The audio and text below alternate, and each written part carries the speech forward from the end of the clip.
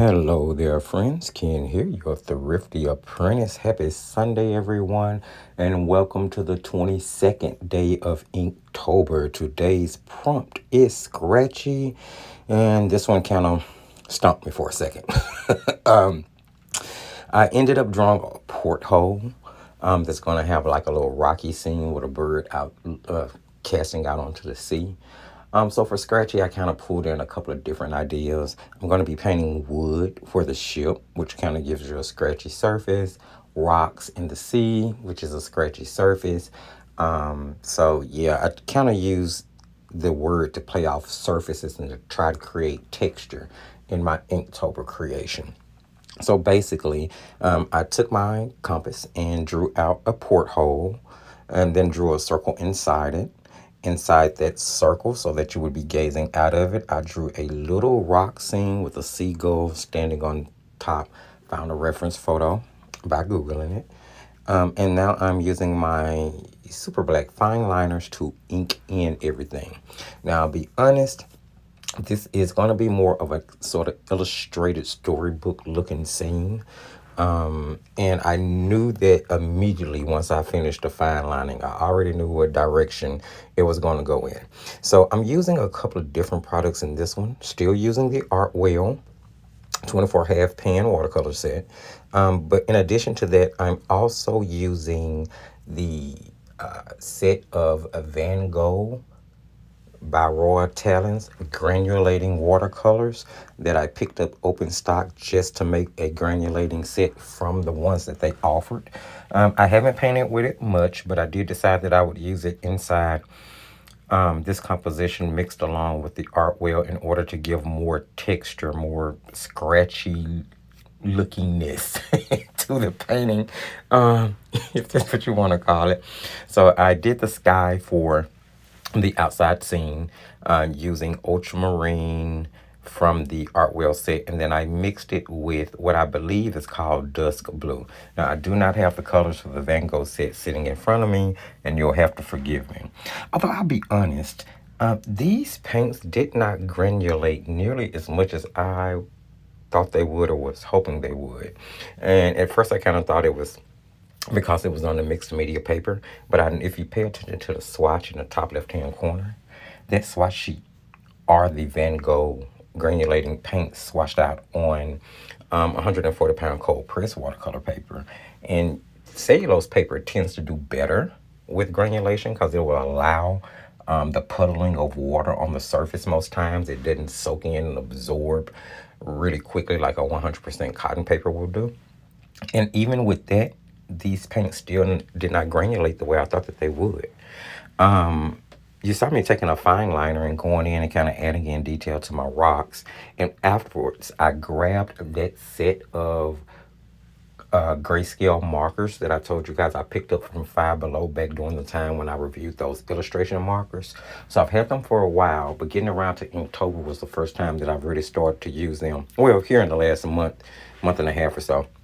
So I'm using those three of those gray tones. I think it was a cool gray 1, a cool gray 3, and a cool gray 5. And I'm using those to shading in my rocks, give it definition and dimension. Now, the thing is, initially, when I got the markers, I didn't pay attention to the fact that the pack said that they were water soluble. But as I've been using them, I've noticed that they tend to bleed through to the back of the paper like an alcohol ink versus a dye-based water soluble ink. So I'm a little confused on that.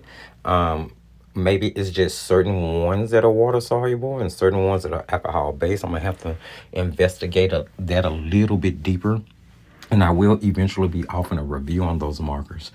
So I'll try to get to the bottom of it. Now, what has happened or transpired in the painting is I took that same dusk blue color from the Van Gogh and brought it down into the water. And then I mixed the dusk blue and whatever brown that is from that set, burnt umber looking color in order to get a dark for my shadows to paint in under the rocks and just give, the sea scene a little bit more definition. Just bring it to life a little bit more. Once they dried, I moved on to actually painting the wood, the ship wall that you would be looking out through. Now, unlike most wood paintings I'm doing, I want to keep this really soft and diffused. So after I painted the initial layer with a really watery wash of the brown granulating color, before I gave it time to completely dry while the paper was still damp, I went in and started to add the details to the wood. This is going to kind of blur them out and diffuse them just a little bit to help make the texture on the wood a little bit softer than you normally see me illustrate when I'm painting wood. Just because I wanted to give the impression that it was a different type of wood than you normally see me paint. And little small details like that are what makes the difference in what you're illustrating. Now, I took a little of the brown that I was using, mixed it with that darker tone that I made, and that's what I'm using to base in the separation in each of the wood planks. And just giving it more definition. And then I'm going to use that same color, and I'm actually making the more detail, heavier detail, scratches and scrapes in the wood, just to give it a little bit more life, a little bit more pizzazz. Once I was done with that, and it was still a little damp, honestly, I went ahead and started to paint the wood ring. Now, initially, I thought I was going to make it metal, but then I decided, nah, I'd keep it wood. So I used the darkest tone, that tone that I used to add the separation into the wood planks. That's the tone that I'm using to shade in the ring. And then I'm just going to be using shadow tone to add a little bit of definition, make it look a little bit more round, a little bit more tangible. And then I took that gray tone and threw a little bit of that on the bird as well. I mean, the seagull is white, so I just wanted to give the implication of some shadows and some shape and some form with a watery gray. Next, I'm going to go in and throw in some bleed proof to finish everything up. And that's gonna wrap it up, guys. Another Inktober sketch illustration under our belt. If you found anything you like, saw anything you like, just enjoyed hanging out, don't forget to give the video a thumbs up. If you're new to the channel and returning and haven't subscribed, please subscribe, hit the notification bell. You can check the video description for all of the relevant links.